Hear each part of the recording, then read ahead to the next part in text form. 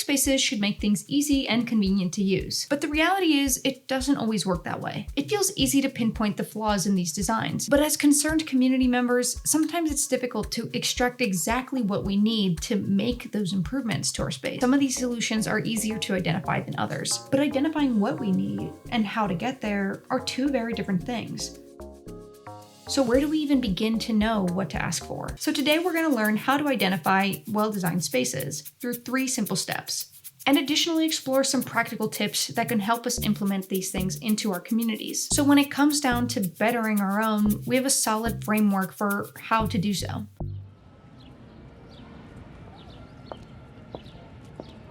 Good design really comes down to being good for people.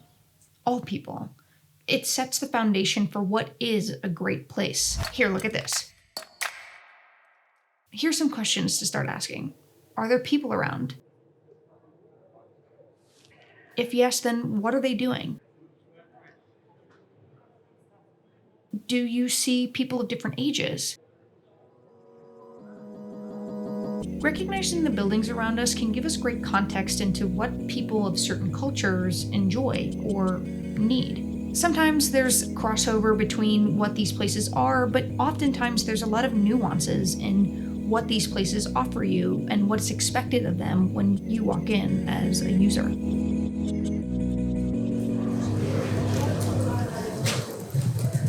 There's my people. For instance, and generally speaking here, a bar in the US is very different from a bar in Spain. So Spain obviously has a culture of eating later and also going out later. And so the infrastructure that they have needs to reflect that.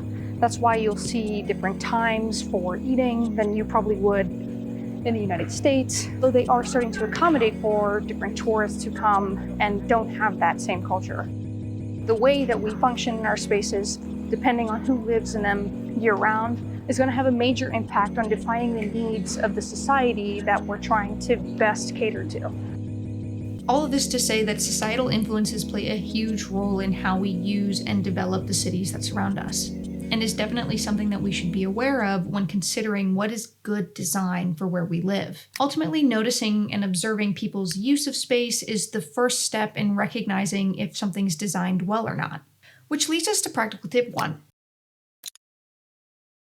William White, one of Jane Jacobs' mentors, actually used to do this when vetting his own designs around New York City. And it's really quite simple. This is the plaza of the Seagram Building in New York. Late morning.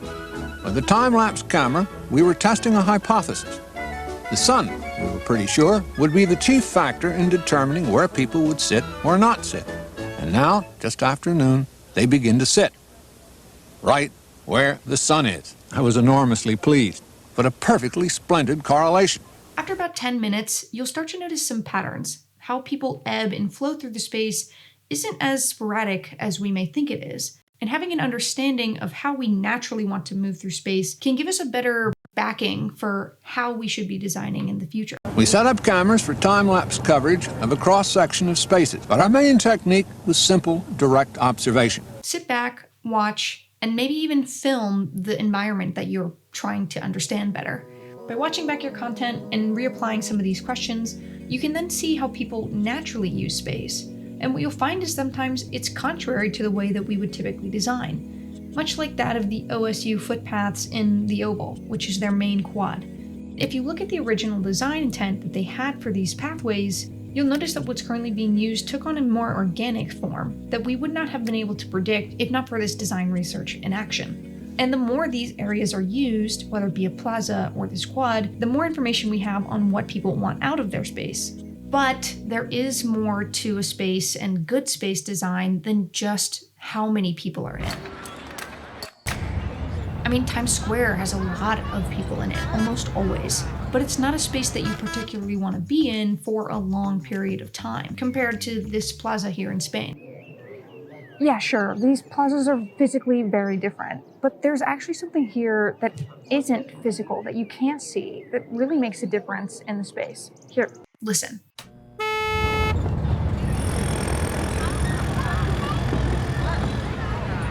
Okay, now what if we put the NYC ambiance over Pamplona's?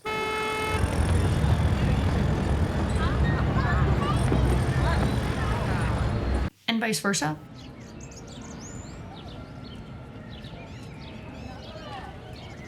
People actively laughing, light murmurs of conversation, and even hearing music in a space are active signs that the space is being enjoyed. But what can we do to achieve this lighthearted ambiance? Well, practical tip 2.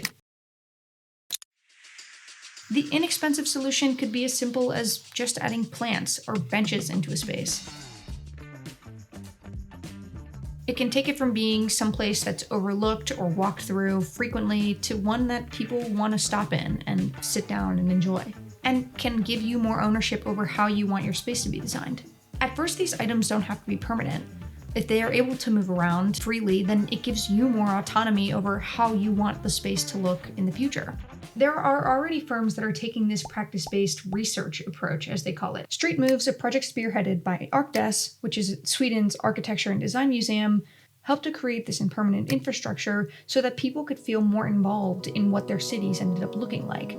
Other organizations that are doing something similar to try and get people more involved in the design process and more aware of how their cities impact their lives are the Organization for Positive Urbanism, based in Cyprus, or the Project for Public Spaces, based in the US. These places, although taking different approaches, look to create more awareness for how to better our built space, and will often look to tactical practices that help give people more autonomy over what they want to see in their space before major investment. Think of it like the minimum viable product of the urban design world. It's testing at low cost to see what's the most valuable space elements to invest in long term. And thanks to these organizations, there's an ease of access that's being facilitated for people to get more involved in what their cities look like and how those cities benefit them. We got a little bit bright in here. And because I'm kind of nerdy with it and I can't help myself, I want to give you a second option as well. Loud noises can feel threatening or discomforting to us. So in our Times Square example, what is it that we could feasibly do to make it easier to hear one another? By redirecting traffic or finding places to park vehicles in more hidden locations, that is underground or off of other side streets, and cutting off this area so that it's predominantly for pedestrians. Of course, the city of New York is aware of the benefits of having more pedestrian-friendly spaces, cutting off traffic on Broadway in 2009 due to an increased number of traffic accidents. They then invested $55 million into the bow tie, which is now what Times Square looks like today, adding 110,000 square feet of pedestrian access space, with long granite benches for people to come and sit, as well as designated areas for people to intermingle and dwell, reducing pedestrian injuries by 40% and vehicle accidents by 15%. The project was open to the public in 2014 and has had a lot of success ever since. Obviously, this is a much more complex solution and involves a lot more voices and more planning, but it is an option that would benefit more pedestrian-friendly spaces and also increase more foot traffic, which, even in New York, you could have more foot traffic. It's always possible. Being able to hear one another and the environment being pleasant is the second foundation for what makes for good design. And these are both fantastic things, but ultimately, what is it that's attracting us to these spaces? Let's take a closer look here.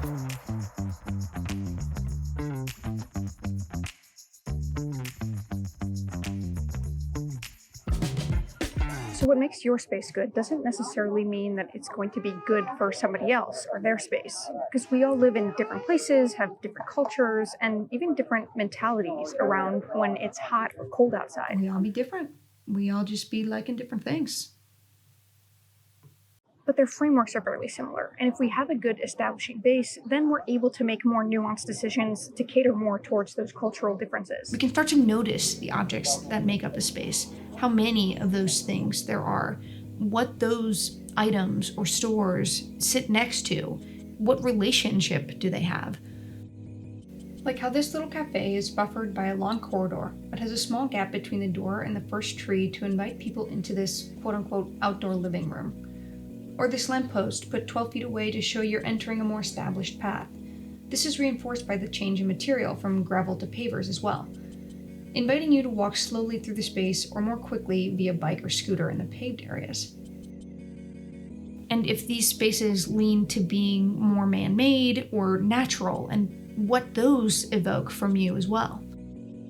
Let's take this plaza from the beginning of the video. The bottom floor of these two buildings each has a cafe. They split the open space down the middle here for their customers. To avoid seating creep into the walkways, they have bollards and benches that demarcate which areas of this plaza are for rest and which are for movement.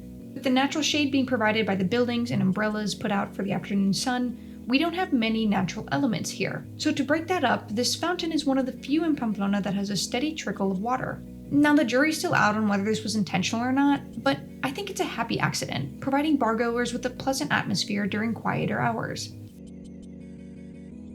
It gives off a calmer vibe, making the housing that it sits above them much more pleasant and quiet to live in. Lastly, one of my favorite details here is the small waiter's table that can be moved around easily, making assisting customers easier during busier shifts. It sounds a little bit woohoo, but I promise it actually starts making sense because you'll start to notice these trends just like William White did when he was observing people walk through spaces in New York City. Places should work in every city. The lessons apply anywhere there are people. And there is a hard financial... You start to generate a guideline for what makes space good for you.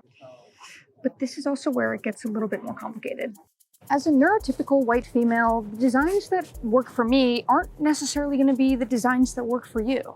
And if you consider that and how all of us are different, then the other spaces that are also well designed for you probably aren't going to work for me, and start to expand on that, then really there isn't any kind of space that is well designed for anybody, but we end up isolating from each other. And isn't that totally against the point of why we're trying to explore what makes design good to begin with? All right, I think it's time for practical tip 3.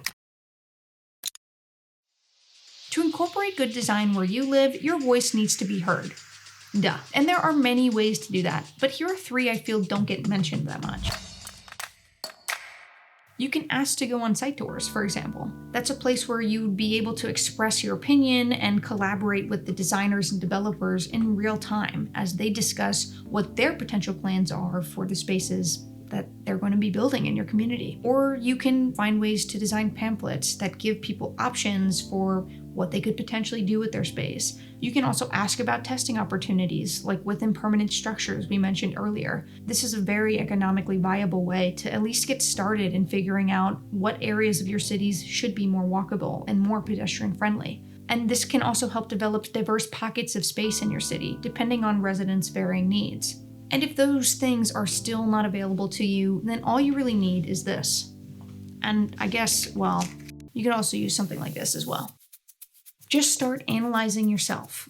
Go out there and become better at recognizing the spaces that have worked for you in the past, that are working for you, that aren't working for you, and start to take down notes based off of some of the things that we've learned here today. So when you get the opportunities to be involved with designs in your community, you'll have that IRL experience to say what you feel would work and what doesn't, and vet the reasons why. But if you're interested in learning more and going more in depth into what makes good design, then 1, kudos to you. That's really exciting. I'm super happy for you. And 2,